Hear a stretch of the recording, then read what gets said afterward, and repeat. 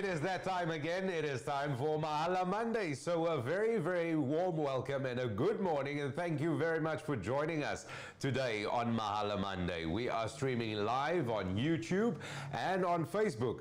My name is Dougal. Good morning, and with me is Rhoda. Yeah, good morning. Welcome to Mahala Monday once again.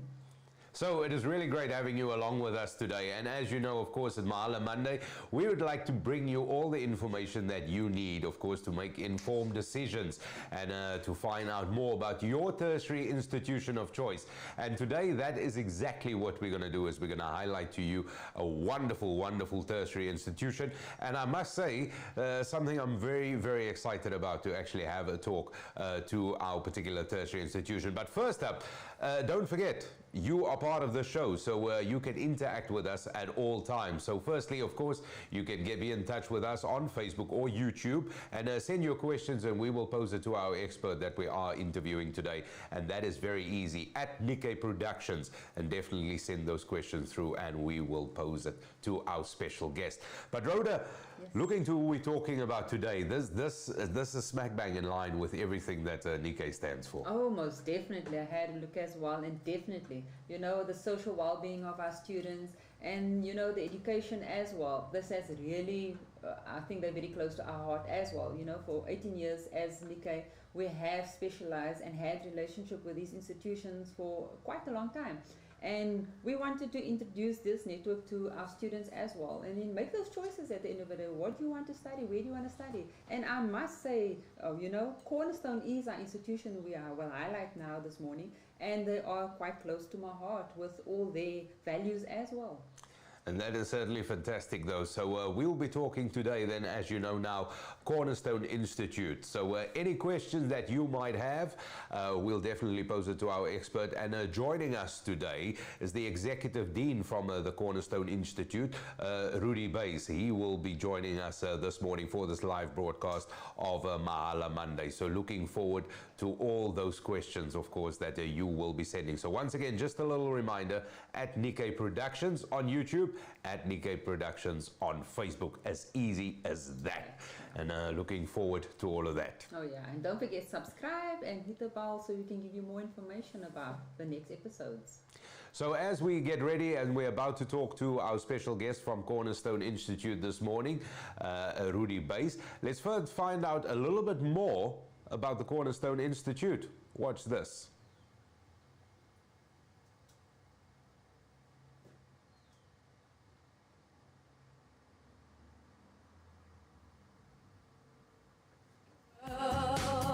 I chose to follow my heart. I chose to see the bigger picture. I chose to believe that my community can still prosper. I chose to enrich my world and yours. I decided to dedicate my life to a higher purpose. I choose to listen and make a difference. I chose to change the world. Register now at Cornerstone Institute and learn to change the world.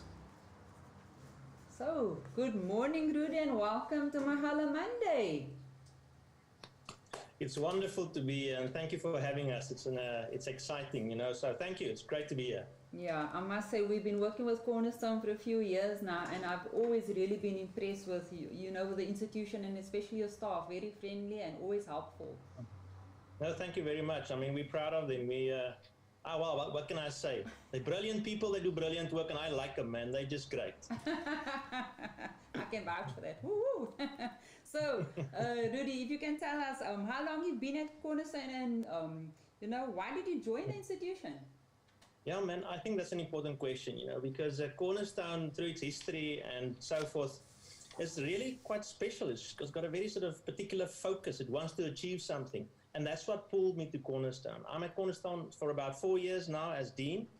And so I joined the institution as Dean of Humanities, and we've grown over these 4 years that we now need an executive dean that heads over the academic, that heads the program overall and across faculties. And that's the role that I've been privileged to now take up. So 4 years going on 5, and it's just, you know, it's just too short a time. But I joined Cornerstone because of its commitment to social justice. You know, in reality, you know, especially this year with the pandemic, it's quite clear.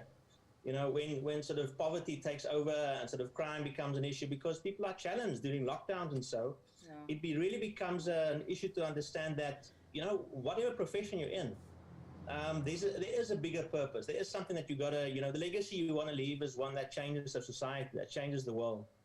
And, you know, we all say that in higher education, but with a small institution such as Cornerstone, you're able to really get to it, you know. How do we say, the rubber can hit the tar in the programs already. And that's why I joined the Cornerstone, because it's not a distanced education. It's close to the ground. You know, it's our people joining to educate themselves, and then we're helping and guiding them to be reflective practitioners. I like that. I think that's real education. That's why I've joined Cornerstone. So, I think everyone should join Cornerstone, but, you know, let me not get too excited, you know. So, that's why. But thanks for asking that. It's a big thing for me to be at Cornerstone. Excellent. Well, it does sound exciting, and I wholeheartedly agree with you. I mean, this is definitely something that is much needed. But on that point, because I want to find out a little bit more before we really get into the nuts and bolts of everything, I want to find out more about your history quickly. So you tell us just in a nutshell a little bit about Cornerstone's history. Yeah, I mean, Cornerstone's history is a significant one. You know, as all our institutions, but what makes it significant is that it did not start through government, you know, as institutions normally do. Sort of people from the US in 1970 had come to South Africa and started an initiative on the Cape Flats, you know, at a time when, you know, black students couldn't access higher education due to apartheid. And that's just the reality of how Cornerstone started. So Cornerstone started as a Bible college and over time grew into a university as we have it today. But it started in 1970, and it specifically had recruited, if you will, black students, but with this one difference. They recruited white students as well, so that they didn't only provide, you know, education to black students who couldn't access it, but they also did this unique thing in apartheid South Africa to teach black and white students together. And that's a proud history of Cornerstone. So over time, the past 50 years, this year, of course, is 50 years of Cornerstone, so it's our celebration anniversary here. We've kept to that social commitment to do change, to do things differently, and that's in the history. So, you know, so we've moved from different sort of areas on the Cape Flats, you know, and at this point, we're in the city centre. So we've been moving with. So many of our lecturers, many of our students are from local communities. You know, it's local people who want to do a certificate course or just sort of and getting into that. So it's 50 years of education, you know, not just saying it, but meaning it, close to the people, being taught by the people. So that's just briefly. Cornerstone's history had been started at a Bible school. It was Christian theological. And that was for 45 years. And the last 5 years, Cornerstone had taken the decision to be an inclusive institution. That means that students from all faith communities study at Cornerstone. And that's a significant sort of shift. We will still offer theology as we did over the past 40 years, but now we move and we broaden our horizons that everyone can join Cornerstone. So that's quick, but it's at the heart of it is doing sort of socially stuff differently to achieve change. That's Cornerstone's history in a nutshell. It does sound, I want to say exciting, but that would definitely be the wrong description. But because you touched on so much, you touched on social justice, dignity, and everything else, which I think is just pivotal. And this is how everything should be. Now, once again, thank you very much for being part of the show today. And also, of course, if you have any questions watching this live right now, this live broadcast on YouTube or on Facebook, by all means, please send your questions through to us at Nickay Productions. As easy as that. That is at Nickay Productions. So you can get your questions through to us. And we will gladly pose your questions through to Rudi Buys, the Executive Dean of the Cornerstone Institute, who was with us this morning. Now, we touched quickly on some of the values, and you did sort of elaborate a little bit on that. And I think it is just great to see that values are central of everything you're doing, and especially at Cornerstone. But let me ask you this before we really get started. Why is that so important to you? You see, part of it flows from Cornerstone's history. I mean, you can't start an institution that challenges sort of, a system, if you will, by simply teaching differently and not have a deep set of values of what really matters in life that underpin that. So throughout history, that's been part of it. So, I mean, you could almost say that we foregrounded ethical teaching and doing ethical things and teaching students to become citizens that really participate in changing a country. So on the one hand, it's really sort of continuing with that history of who we are and what we want to achieve. But also we understand that in a modern day organization, in a global setup, a few years ago, we had the economic collapse around the world. You have the pandemic around the world that requires different types of things. We understand that you build a viable and a meaningful, significant organization in whichever field, but also in education, when you have strong values that you hold each other accountable for. And so those are the two main reasons why it really matters that we have strong values. Often organizations use values sort of as a test, to check if everything's still in order. But at Cornerstone, we value driven, which means our starting point for meetings, for assessing our programs, to see who our students are when they leave, are this set of values. So if you allow me to just speak to it, so not to take too much time on it, but sort of to be inclusive is an important value in South African context, but also continentally. We know that Africa is at the point of resurrecting itself as a global voice, economically and many other things. And that means that everyone that's part of Africa and part of our country has a significant and a unique contribution to make. So inclusivity is really important for us.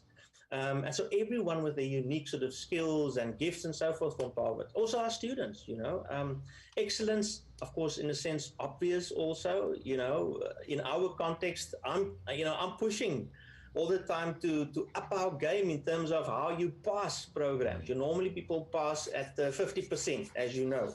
Whether it's at school or university, you've got to get 50% to pass your course. I want it to be 60%. Because I, believe our students can do it, and we want excellence in how it. But of course, we don't do that. You still pass at 50. I'm just indicating that excellence in studies and so forth is really core to what we do. Integrity, what you say, you mean, and what you say, you do. As easy as that. And we want to be tested on that. So if we make commitments and we don't honor them, tell us, we correct the mistake, and we go for it. Unity, we bring people together. In our context as a country, reconciliation. Just think of what's happening in Senegal, right? That violence, and at that point we have to think about unity. So it's a lived value for us. Respect on basic levels. How do we treat women as men? How do we treat sort of people from different backgrounds? How do we engage between faith communities? Respect and creativity. We want entrepreneurs leaving, right? You've got to be creative, innovative, and the value of creativity is at the heart of that. So it sounds like a set of values, These aren't rules. These are the rudder with which we steer our ship.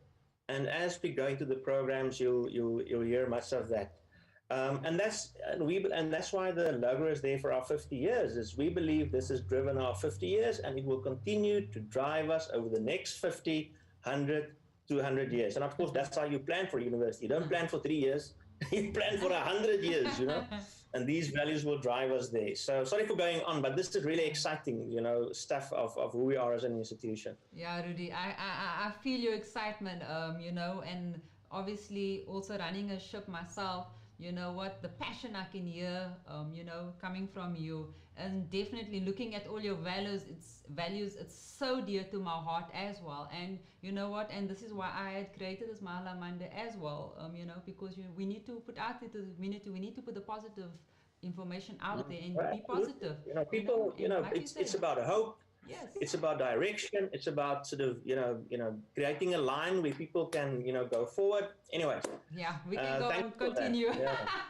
Yeah, brilliant. So just quick one. I see you guys are a non-profit organization. So what does it mean? And does it make a difference in any way? Yeah, you see, it's interesting because in our country, private institutions are often sort of distrusted because everyone thinks they're about profit, so we push the student fees as up as much as possible because it's private and it's about profit and the shareholders and so forth. But when you have non-profit universities or higher education institutions, it's really a community institution where the goal is to keep the fees as low as possible to give the opportunity to as many as possible, people. So non-profit is really about, the program, what the content is, what you leave with as a student. And we're not limited by, having to push for profit.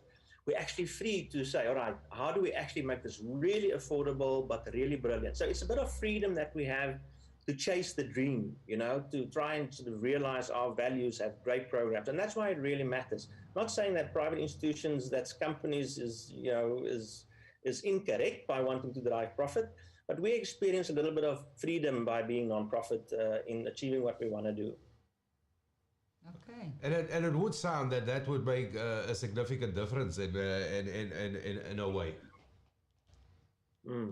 No, I think it does in terms of you see, for instance, but when we talk about student funding, right, and student fees, one of the big things that we do is to try and negotiate with funding organizations, scholarship organizations, bursary organizations for bursaries for our students, so we try and keep the fees low and try and sort of recruit scholarships from philanthropies and so.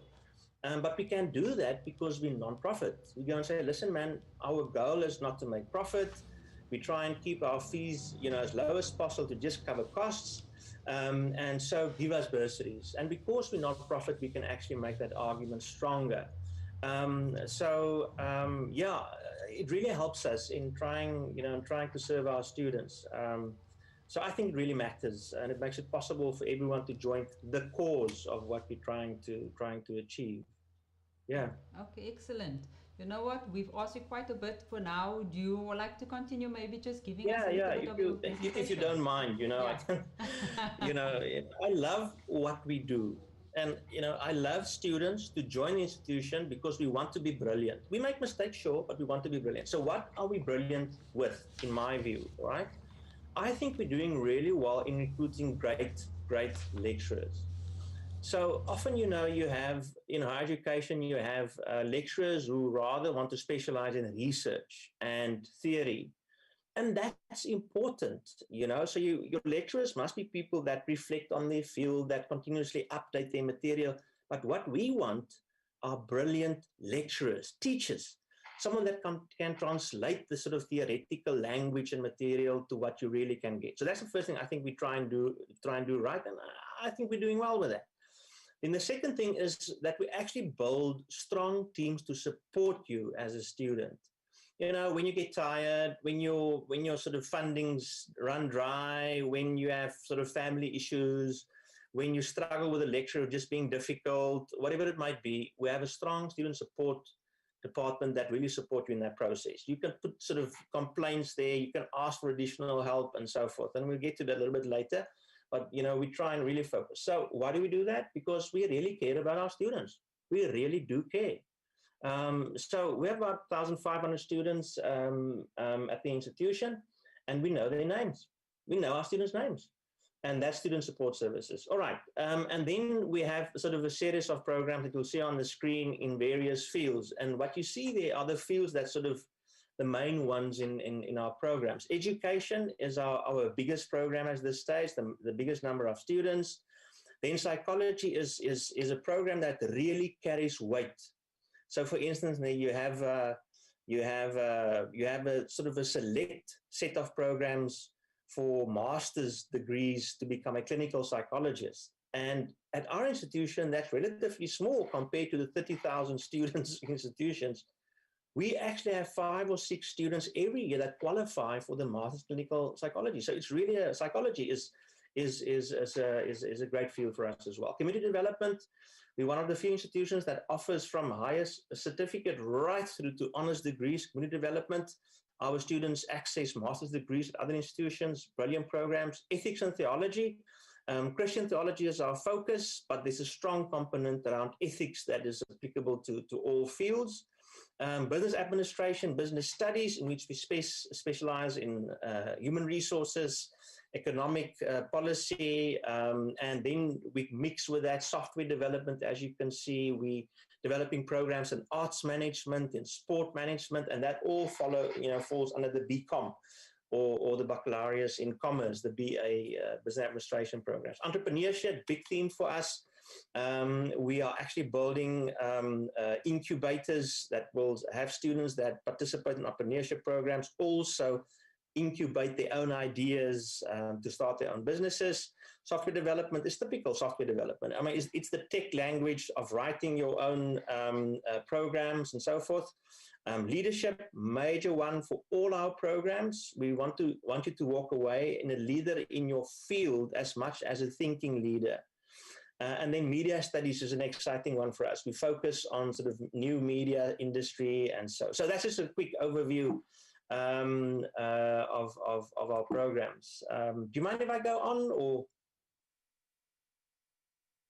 please is that all right? Please do. Okay, let me just try and move to the next slide here. If you could help. Alfonso, you could help. Sorry. There we go. There we go. So some of the great things, in addition to what we do with lecturers and support, is one of the things that we find with our students, also historically, if you will, is that many of our students don't qualify with a bachelor's degree pass when they finish grade 12 matric. And so suddenly they don't know, where to go. They're not finding a job or, and what's happening. So what we've done is to actually make it possible for those students to access our certificate programs from which they then enter into a bachelor's degree program, and then they, of course, can move on. It's a big thing. So we actually have a plan for students that feel themselves locked into, what they've come from at school and, to move them on. Effective career preparation, it's so we have, it goes with the next bullet point as well around practical learning skills. We have field work parts in all of our programs, which means you build networks with companies already, with NGOs, with churches, with, hospitals for psychology. So you're already, engaged in career pathing, if you will. Financial support, competitive fees. Our fees would normally fall between 30 and 40,000 for a program overall for a year, and you'll find that's very competitive to what you find at the big institutions, public institutions. So depending on your program, you could plan, I would say, on average between 35 and 45 for a year, which is really, really, really, really good in the market. And we can do that because we're not an NGO and we work with bursary programs. And so the ethical ethos that we talked about earlier is a big thing for us, and I think it really matters, right? So, because if you look at what's happening in the country, graft and all of those things, and we complain about sort of, government tenders and all of the issues, ethics is a major thing for our country. And you might be an ethical person, but how are you an activist, a leader for ethical conduct in your organization? And then, of course, important, when you engage campus, you come to library or where there's even an online spaces, we want to really, and we attempt to build a stimulating environment. We ask you questions. We don't give you answers. When we've asked the question and you begin to ask questions yourself, together we discover the answers. That's teaching, man. That's really teaching. So I think that sets us apart. So where are our students now? Before we get into the programs, we see that the students who studied with us actually immediately access employment opportunities, or they already have the sort of initiative to start their own thing, or they actually go into further studies, master's, PhD, honors programs, and so forth. So we find them in ministry, we find them in teaching in schools abroad. I mean, we actually, during lockdown, had students in Hong Kong who needed to continue their studies, and we then negotiated with a local university that side that we sort of work with them, for that student to continue her studies. I mean, so we really make the effort for students who continue and who's abroad and so forth. And then, of course, across organizations, we have people. Now, I want to say, you'll see on the right, there's three men there. I'll still take it up with the design team that we see a picture of three men. I don't know how that happened. It should be three women. I mean, women and men, So don't critique me on that one. It's simply a design matter, and I'll correct it with my colleagues in the team. So, so it's just a picture. So, in actual fact, maybe, you won't know it if you see the dean's a man. 60% of our students are women. And 60% of our staff are also women. Brilliant. The dean happens to be a man, and I don't want to apologize for that now, but just to give you a correct picture around gender issues in our institution.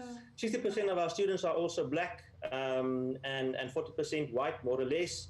And then we have a mixed, group of students from Christian and Muslim, especially, but also Buddhist students who's part of the, student body. So we've got a mix of students that make it possible to have great conversations at the institution. Sorry, I'm drifting a bit, but I think it matters. So sorry for the picture. No. So if I can maybe go to the next slide. One of the things that is important for a program at Cornerstone that I think really sets us apart is that as a point of departure in all programs, we actually have a required set of what we call foundational programs or core programs. Normally when you talk about a degree at a university, it consists of three parts. You have one part that's sort of core to the field. When you study, theology, you've got to do biblical studies, or Quran studies. You've got to do that. It's a standard part of all programs. And then there's a second part, which is sort of more developmental things, reading and writing academically. And then you have the majors, you have the major that actually would specialize in a certain thing. So that's the three parts. So the one part that we do at Cornerstone is what we call the general education program. And that's the set of courses that all our students must do. So when you're a student at Cornerstone, we want you to walk away with certain graduate attributes. That's what we call it. You must sort of be not only a specialist in your field, but you must have a standard set of skills as well. And this is what the models that we're talking about. So all students across programs must complete sort of first year level, these introductory programs. Leadership studies, no matter what you study, you will walk away with understanding leadership. South African history, we think it's important that you know where we come from as South Africa and as the continent. You might be interested in the whole sort of discussion on decolonial work and decoloniality and post-colonial sort of questions and so forth. It fits into understanding where our continent comes from. It's a serious thing for us. And so ethics, as I talked about earlier, major thing, it's about values, it's about how you sort of do things right and proper. Philosophies of the South refers sort of the critical thinking aspects, how do you think in a way that sort of releases energy, that helps you and other people to reflect on life. So that's about philosophy, and of the South means that we actually have a unique set of philosophies, thinking ways in the South of the globe, in Africa and South America and India and so forth. Economics, major one. Interesting, we actually have students do an assignment on township economics. So how is there a different type of economics that that's required in the rural environments, in informal settlement or in township environments? And then academic reading and writing. You've got to know how to read and write academic material to study well. So we often find, that this thing called referencing. When you write an essay, and you use someone else's idea from a book, you've got to, in brackets, write their name and reference where that idea comes from, because you must give recognition. And often our students don't necessarily get that when they start with their studies. So there's a way that you must read and write in higher education, and we teach you with that. So that's a general set of modules that everyone must do. And we believe that sets our students apart. Almost definitely. I must say, Rudi, I really like that. And just listening to you, especially on philosophy of the South, it does make quite a bit of sense. Rudi, and you said all students would do that. So general education modules, all students will do that. Will that include now your postgrads as well? Yeah, everyone. So what we do is when you do a higher certificate, we have a particular version of those modules that suits that level of program. When you do a B degree, that's a particular set of, and so we focus. When you do postgraduate, like you do an honors or a postgraduate certificate, there's a certain way that we include those modules in the program. So it's not like everyone do exactly the same, because you've got different levels of programs. So when you're doing honors, you're doing an honors version of those modules. When you're doing a B degree, you do a B degree version. But all of our students must complete this term module or semester module to actually graduate. So whether you do it in the final year or the first year, but you've got to complete those things. And that's part of, what we want our students to have as a foundational set of understandings and skills before they go. So, everyone does it, but in unique ways depending on their program. Okay. So if I, not to share too much boring information, but the way you organize a university, as people would know, is that you organize it in faculty. A faculty is simply a collection of programs that fit together in a specific field. So we have two faculties to manage this whole process. The Faculty of Humanities, which is our largest faculty. And humanities simply means all of those programs, psychology, education, and theology, and sociology, and so forth. And then entrepreneurship and economic transformation. Now, we're very proud of that name because our focus is actually transformation, changing the economic environment of the country. Not making the country poorer, but giving more people access to the wealth of the country. And doing so in a way that's justified and that gives recognition to just engagement, to justice. And so business studies, software development, and those fall in that faculty. So I think it's important just to reference, we offer campus and online. Online, of course, in the formal terminology is called distance education, and campus studies and formal terminology is contact. And the reason why I just make that reference to the sort of formal language is because all our programs are accredited fully by the Department of Higher Education, by the Council of Higher Education, and is listed on the National Qualifications Framework, the formal list in the country that indicates which programs you should study because they are formal, quality assured by government, by the professional bodies and so forth. Of course, the NQF is managed by SAQA. So all our programs are fully accredited. If you go on the lists nationally, you'll find them there. And so in that accreditation, you have accreditation both for campus programs and for online programs. So we don't just accredit some, for campus and then offer it online as well, because online has its own unique way that you must teach and learn, as campus also has a unique way that must teach and learn. And so you have accreditation for both of these, and it's just important to know that. So you have freedom to choose whether you want to sort of, if you're in, Senegal and you want to study with Cornerstone, you register for the distance programs, the online programs. If you live, close to campus somewhere in Cape Town, then you register for the contact classes, and you come to campus. So the two really matters, and that's how we've created our program. So if you guys don't mind, I can go into the different programs that we have. Maybe, that's, maybe, students want to know that. Is that okay? Can I go? Yeah. I think just quickly before you continue, Rudi, I just got a question that I found. Somebody just asked a quick question here quickly. Max. So Max wants to know, do you offer any community engagement initiative as extramural activities? If not, what extramural activities do you offer?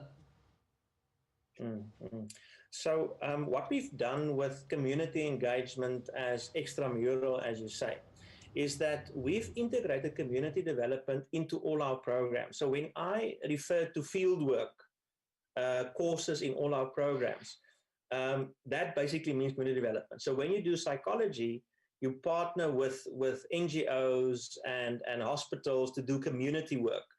When you do theology, you actually do field work with churches and ministry on when you do business studies, you must develop project management plans with companies, So we've actually developed it in such a way that you don't do community engagement as an extracurricular, but as part of programs. But our students, through the SRC, organize their own initiatives, right? And that runs through from student support, so engaging students that live in local communities that need extra support, specifically, and then also doing other initiatives. But the SRC drives that on its own initiative. But, for us as programmatic as an institution, we've integrated community development into all programs. But here's the thing. If you think as a student we should do more, then we do it. In our understanding, it's not as if you arrive at Cornerstone and you know nothing, and we know everything. It's just not true. When people arrive on the doorstep of an institution, they've lived a life, they've learned many things in the practice of life, which they can contribute to a program, which they can teach the lecturers. So what we try and do when you arrive in the classroom, whether online or on campus, is we try to have a style of learning and teaching that poses information, and then you respond to that. Now, I don't want to go too technical about it, but it simply means we're open to students directing and proposing and making changes. So, I mean, it's an invitation. Like when you arrive and you think, we need to do more, then you say it and we make a plan. We can do that because we're a smaller institution, and we can be quick with decisions and we can be responsive immediately. So come with the ideas. But community development is part of all our programs. I mean, that's something that we're very serious about, and you can test me on it or test the programs on that. So I hope that answers Max's question. I think it answers Max's questions for sure. Okay, all right. Okay, if I can get into it, I know we've limited time. Education is the first exciting one that we put down there is a short course. Now, TESOL is teaching English to speakers of other languages. That's sort of the certificate that helps you travel to Taiwan and to wherever else in the world to teach English to people that want to learn English. And that's sort of a ticket to travel the world, if you will. So that's parts of that program, in actual fact, are also credit bearing and formally accredited. So what is different with this course that you do with Cornerstone is that it's got credit value in terms of the formal qualifications in our country. That's significant. Very few actually do that. I know of 3 other institutions that actually do that in the country. Then the PGCE is a 1-year program, online and campus, that we've got accredited. We actually specialize in the online version, quite simply because we find most of our students who are teachers or other professionals who want to teach are located around the country and even in the world, on the continent. And they want to professionalize as teachers, or they want to, and they elsewhere in the world. So we specialize online on the postgraduate degree in education, and we're very successful with this program. We're very proud of this program. So those are the 2 ones in education. If I can just try and move the slide, there we go. Psychology. Oh, sorry. Psychology is our next department. We have a higher certificate in community counseling. Then we do a degree program, undergraduate in psychology. We have also a theology program that's linked to that one, that's space in psychology. And then we have honors programs, one that's more academic, which gives access to the master's in clinical psychology. And then that's one that's what is called the B-Psych equivalent. And this is one that's more focused on counseling. And so we have quite a diversity of pathways that you can build from psychology. Then sociology and community development. Sociology, for those of us that are not familiar with the field, is a study field of how societies function. And the deep structure almost of how societies function politically, socially, culturally, and in our approach, we think that's a foundational, important theoretical approach to community development. So it helps our students in community development to have depth understanding of where they're located and the type of work that they got to do to change society and their community. So we have a higher certificate, we've got a B degree in community development, and also an honors degree. And it's important to note this, colleagues, because you can start at the entry point and go right through to postgraduate. This is a pathway for our activists. This is a pathway for our activists in our communities. All right, the next one. Because, excuse me, I was going to ask you that because knowing what we know about sociology and how that works, I mean, this is really something that is a big importance to your institute as well, and that you could actually offer. You could get the higher certificate, the undergrad, and then the postgrad in that specific field. No, precisely, and we did so quite intentionally because we know that, if you take our history as Cornerstone from the Cape Flats, and we know how big a role community activists, community developers play in various sort of communities that need extra input to change the environment, but don't often have the qualifications to strengthen their hand as they do their work, and don't often have sort of, the ability to access degree programs. We understood that, in actual fact, there's got to be an entry point through a certificate, there's got to be a depth point through the BA, and then there's got to be the specialization. I mean, we have senior leaders in local communities that can offer the field so much in terms of what they learned in practice, but that is equal to at least an honors degree, but they don't have it. They've got to have a way to get that their experience recognized with the honors degree, and that's why we've done it.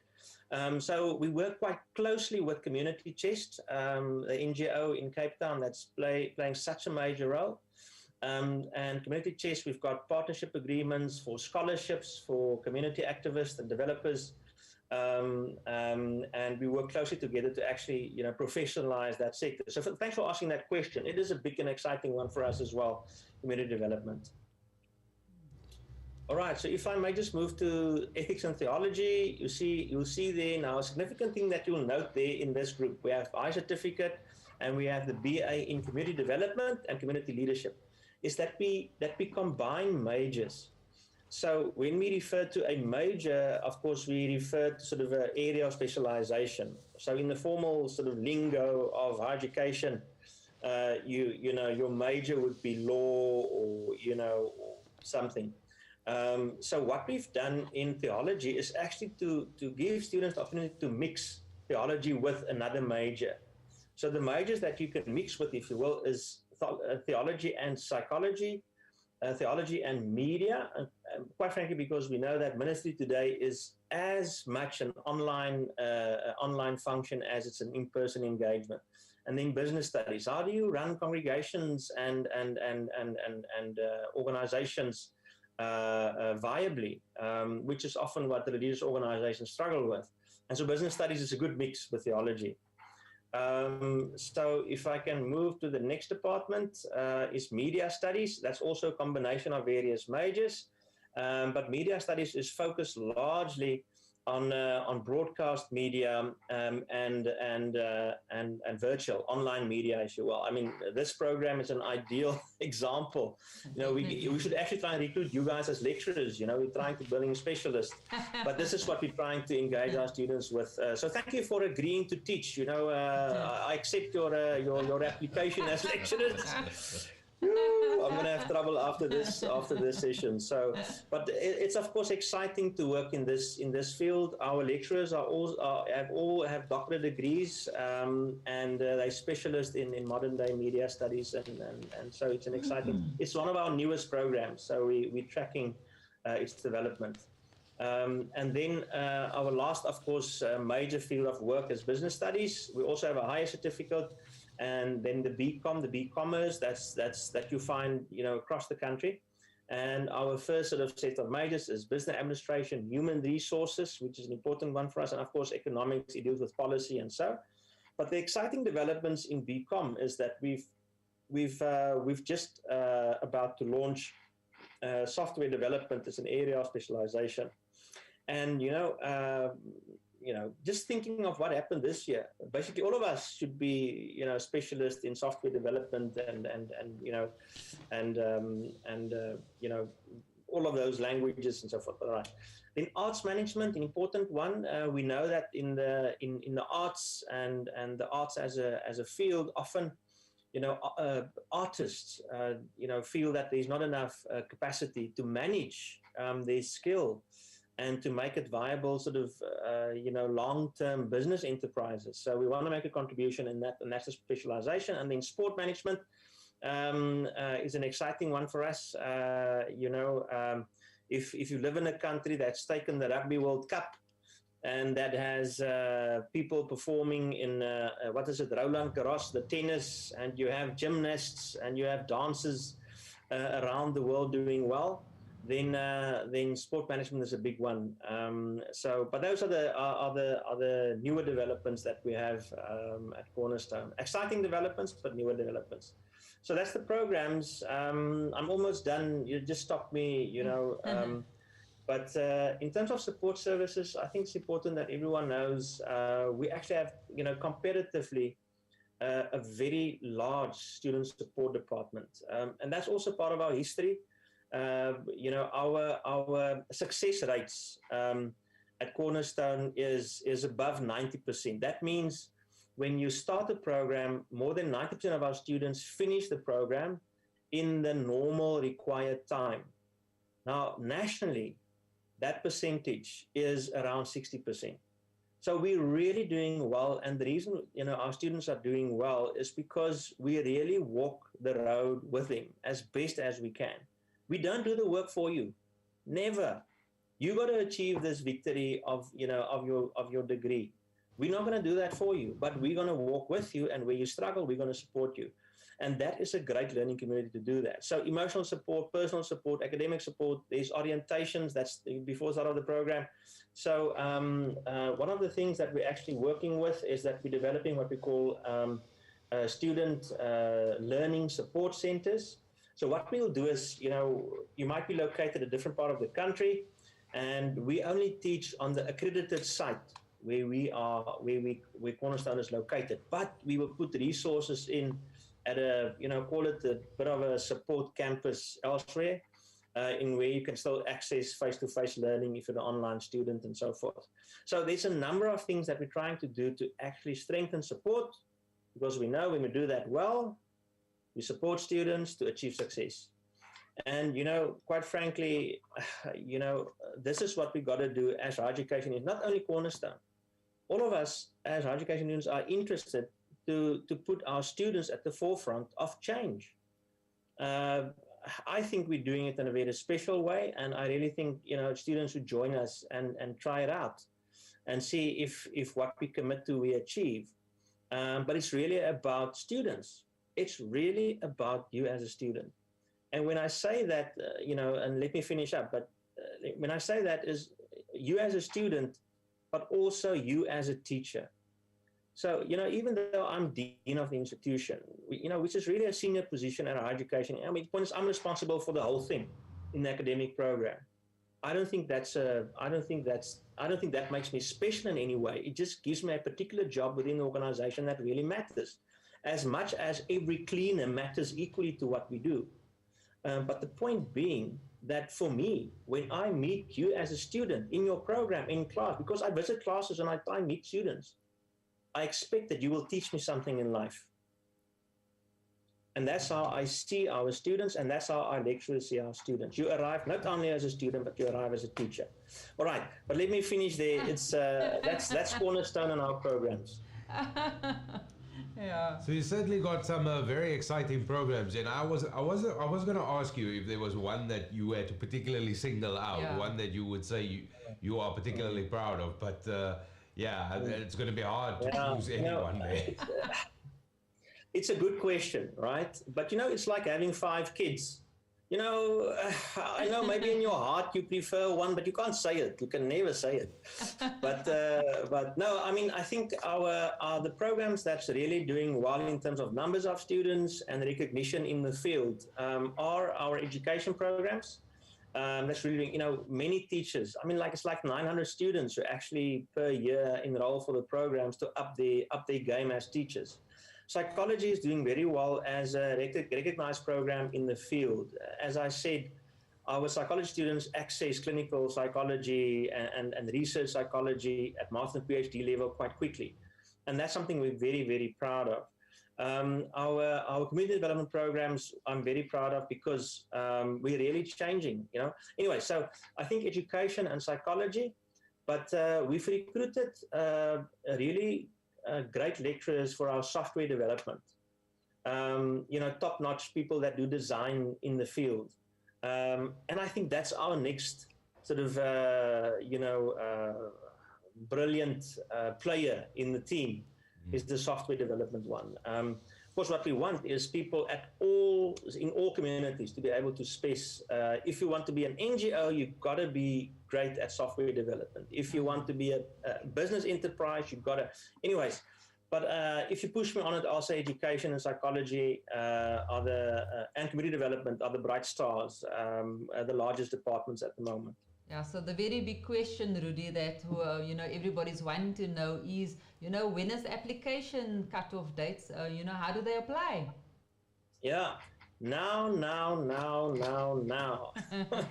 It's never too late. No, our application process concludes December. We have a rolling application system, so that means that you apply any way you want or any time you want. But if you're too late to step into the registration cycle for the upcoming year or semester, you move on to the next cycle. So, I mean, we start with registrations end of January round and middle of January round, end of January. So it means that end of December would be the absolute deadline for you to get an application in. But if you're too late with your application, we'll be in contact and saying, listen, you're too late, but let's roll to the next semester. And often that gives students a bit of a break to just prep well and make sure what they want to study. But please get your stuff in as soon as possible. You can get to the application forms from the website, or you can just sort of give a call. We've got a streamlined system that when you call and you have a query, we have student advisors that will call you back or that'll talk you to give you some information. So yeah, get it in now. But I would say end of December, absolute deadline for January next year. And that will be the same for online courses as well as for attending classes in Cape Town as well. That's right. And the reason for that is simply to you know, you've got to have a cutoff point to know who will be in class and how many lecturers we actually, you know, would have and how many students in the class. So you know, we don't have a limit on the number of people that we'll have in the class. So if the class gets too big, we create a second class.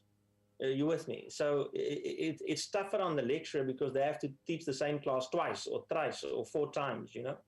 But class sizes don't limit us.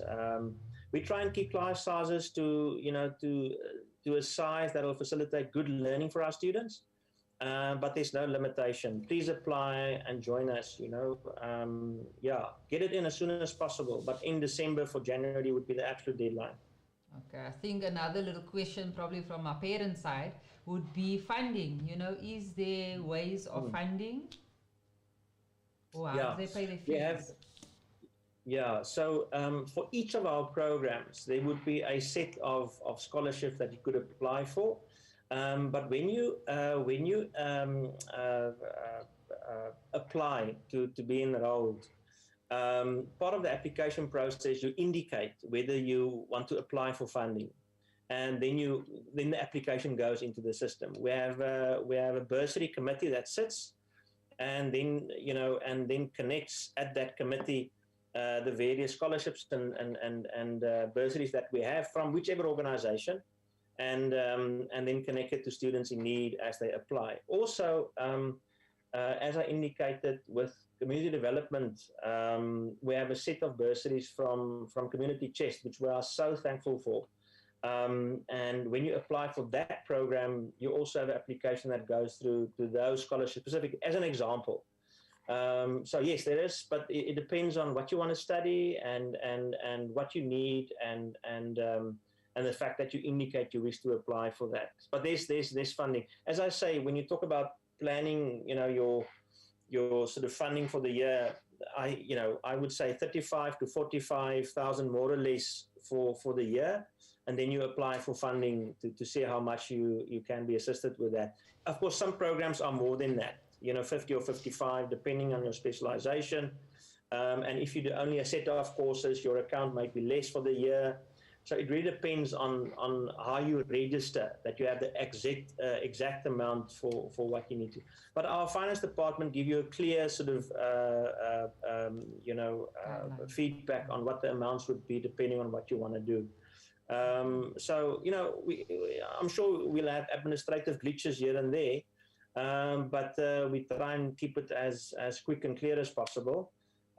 So ask the question, put it in, and we see what we can do. Beautiful. And Rudi, if anybody wants any more information, all of this will be available on your website? Yeah, I think that's best to start there. Start from the website. We've got really a detailed website, and all the program descriptions are well described there. All the sort of information, the yearbook, the application process, the contact details for the SRC, for managers, the people who, join us as guest speakers on programs, all of it's really there. So, just spend some time on the website and we've tried to do it, a website that's modernized. So you don't find pages and pages of writing. You have quick lines that gives you the essence of what's happening, So, we try. But the website is the best place to start. Website, could you give us the address to the website? Yeah, it's cornerstone.ac.za. .ac.za, excellent. Cornerstone.ac. So the AC is for academic, and of course ZA is South Africa. Cornerstone.ac.za. Cornerstone is, AC.za. Yeah. Easy peasy to remember. Remember. Yeah. Rudi, thank you very much. I am hugely enlightened now about Cornerstone, but not only that, of course, I've learned quite a bit, and I must say I'm really blown away, and I'm a big fan now of Cornerstone. I really am. So thank you very much for sharing all that enlightenment. Listen, I really, from our side, thank you very much for this opportunity, to get our message out and invite students to join the team. I really appreciate it. Thank you for your work, for giving guidance. I think you underestimate your impact most likely. But let me give you that feedback. We really appreciate your work. Thank you for it. Thank you. Oh, thank you very much for joining us.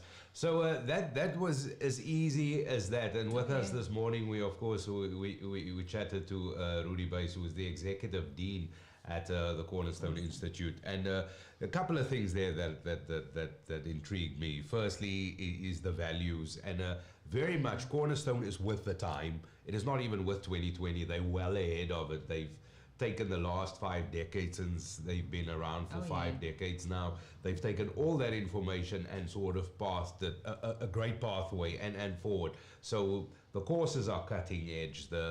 Everything is so on point, and where you got to be. So I think it is really brilliant, and it is definitely, most definitely, that is a website you got to go check out. So you go to www.cornerstone.ac.za. Simple. It's simple, guys. There we go. Another one on a silver platter, guys. Go for it. The information is there. And you know what? I'm quite intrigued with Cornerstone as well. I've been working with them for years, and I'm quite amazed at what I've learned today, I must say. And being this long in the industry and actually evolving for me as times has changed in South Africa, I'm very impressed.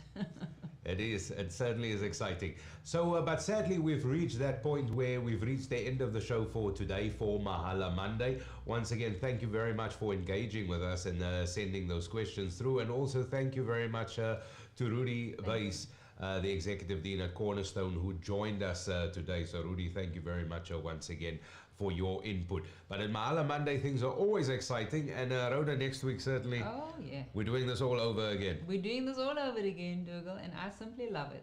So next week, we will have at 9 o'clock, Northlink College. And then at 10:15, we will have Optic Growth as well, especially for those entrepreneurs and business people or guys that are just wanting to start out and know how to do their business. Tune in to us next week. And that is going to be exciting. And as always, you are part of the show. So simply remember to send your questions during our live broadcast on Facebook and YouTube at Nickay Productions. It is that simple. And by all means, always share and like the video. You got to hit the bell, right? That's right. Subscribe. If you want more information, subscribe and hit the bell. Thank you very much for watching Mahala Monday. Once again, thanks for engaging with the show. Thank you also very much to Rudi Buys from Cornerstone Institute who joined us this morning with really giving you all the information on a platter. But from me, Dougal, until next time, bye-bye. Yeah, from me, Rhoda, till next week. Bye.